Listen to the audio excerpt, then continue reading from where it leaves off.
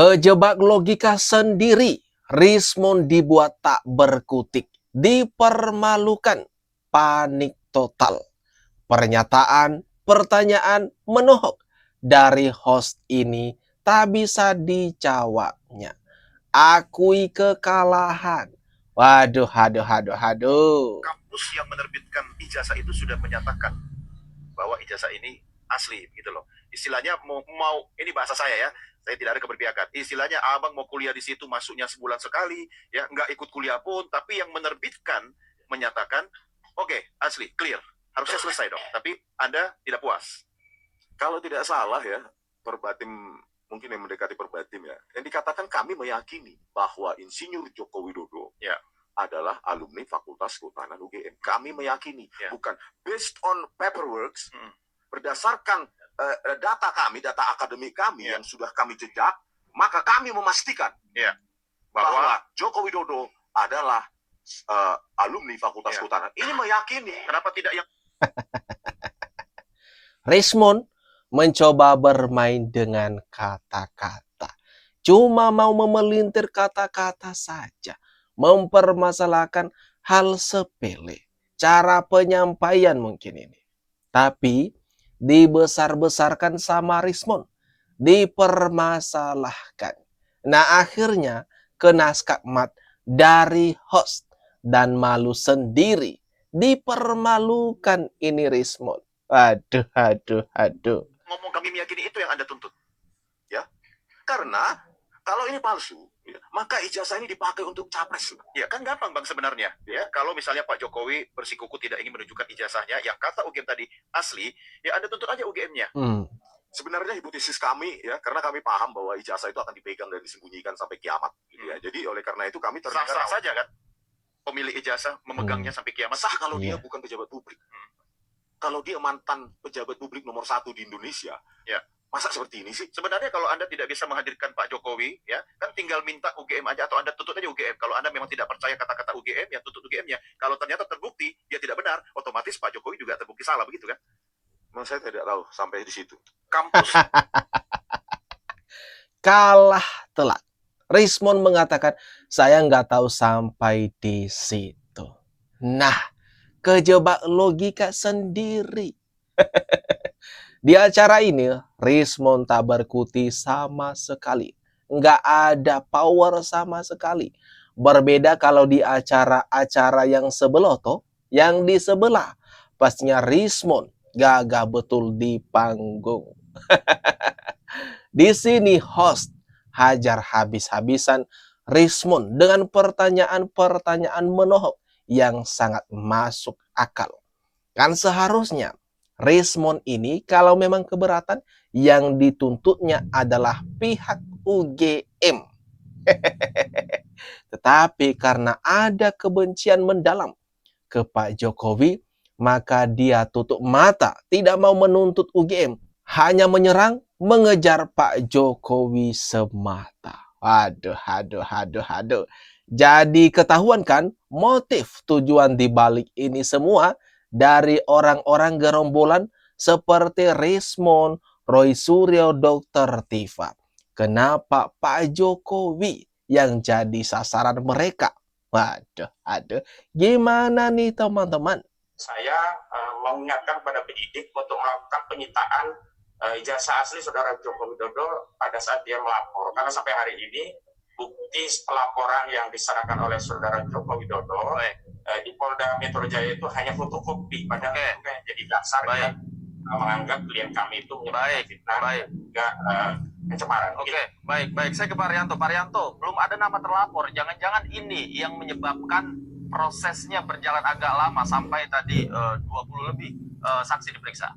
Nggak perlu buru-buru menetapkan tersangka itu. Karena menurut saya ya, ini kasus ini nanti jadi banyak sekali tersangkanya nanti. Ya.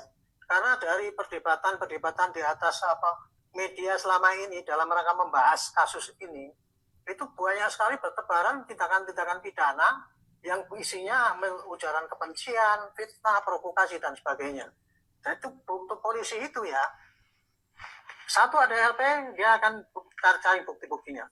Tetapi kalau di dalam penyidikan itu ditemukan lagi ada tindak pidana, maka dia bisa boleh membuat ini satu pengusutan lagi untuk tindak pidana yang dilakukan itu gitu. Dalam Ini pernyataan menohok dari penasehat Kapolri Arianto Sutadi. Kalau di kasus di polemik ijazah Pak Jokowi yang dituding-tuding sama segerombolan orang itu sebagai ijazah palsu, maka akan banyak nantinya yang jadi tersangka. Wah, wah, wah. Bagus. Bakalan rame, banyak yang mengenakan rompi orange. Kemudian otomatis kegaduhan, kekeliruan yang selama ini rame di media sosial, di dunia nyata juga bakalan lenyap dan adem kembali bangsa kita dari orang-orang yang selama ini paling ribut, paling bikin ribut, mengatakan ijazah Jokowi palsu, skripsi Pak Jokowi palsu, KKN Pak Jokowi dinilai janggal, dan bahkan mengatakan Pak Jokowi tidak pernah melakukan yang namanya KKN. Kemudian lagi mengatakan kalau Pak Jokowi ijazahnya itu dicetak di pasar pramuka. Dengan nanti banyak tersangka, maka tujuan kita atau harapan kita Indonesia menjadi lebih adem, kembali adem ya, dari orang-orang yang selama ini bikin ribut, bikin gaduh. Kesimpulan. Hasil uji ELA error 18 ijazah Jokowi menunjukkan error. Full face comparison menghasilkan pas foto ijazah Jokowi tidak sama dengan ijazah. Hasil face ini bahkan menunjukkan foto dengan cocoknya dengan dua orang lain. Ijazah pembanding 11-15 Pronosiko, 11-16 Amar Mari Mulyono, 11-12 Sri Murtiningsih, semuanya identik. Yang tiga itu identik. Yang teman-temannya. Nomor 120 Jokowi tidak identik.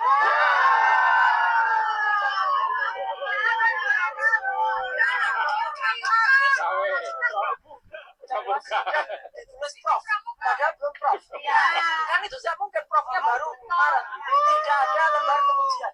Ijazah nggak ada lembar pengujiannya, berarti skripsinya cacat. Ya, skripsi nggak ada lembar pengujiannya. Skripsinya cacat, tidak akan lulus dan tidak akan ada ijazah. Ada, ini namanya ngotot ya teman-teman. Benar, ini ngotot atas argumen atau opini-opini mereka, bertahan. Nggak mau ngalah, nggak mau nerima kenyataan yang ada. Pokoknya palsu, itu tujuannya, itu maunya mereka, palsu. Seperti yang diceritakan, ditegaskan oleh Joshua Sinambelaya mengenai sistem ELA ini, itu tidak bisa dipraktekkan di dokumen analog seperti ijazah. Itu harusnya dokumen digital, baru bisa dilakukan yang namanya penelitian ELA. Tetapi sama orang-orang ini, respon Roy Suryo, ini menerapkan ELA di dokumen analog, di ijazah Pak Jokowi. Itu keliru, jelas. Tidak sesuai SOP. Tapi menggembor-gemborkan seperti ini, mengheboh-hebohkan. Seolah-olah itu benar. Sujana, bahkan yang meminta ke saya akan hadir. Tolong ya sampaikan, saya akan hadir, dan hari ini beliau sudah hadir. Kita minta tanggapan Bang Egy sebelum masuk ke ruang penyidik. Silakan, Bang. Terima kasih akan yang dirahmati Allah. Assalamualaikum warahmatullahi wabarakatuh. Waalaikumsalam warahmatullahi wabarakatuh. Buat siapa saja yang mendengarkan, baik langsung maupun lewat medsos ini, poin pentingnya ada 3 dari saya. Yang pertama, mesti mengerti substansi hukum. Di samping muatan filosofis, hukum itu punya logika. Jadi kalau logika nggak dipakai, berarti hukumnya nggak jalan. Satu contoh misalnya, kita sejak awal 2022 atau 2021 akhir ya. Iya, sekitar itu, Bang. Itu sudah menggugat pertama. Dalam pengertian perdata di Pengadilan Negeri Jakarta Selatan. Namun ditanggapi dengan sangat sadis oleh pihak Jokowi melalui tangan kepolisian. Waduh, nuding lagi nih Egy Sujana. Karena kan pernah masuk BUI.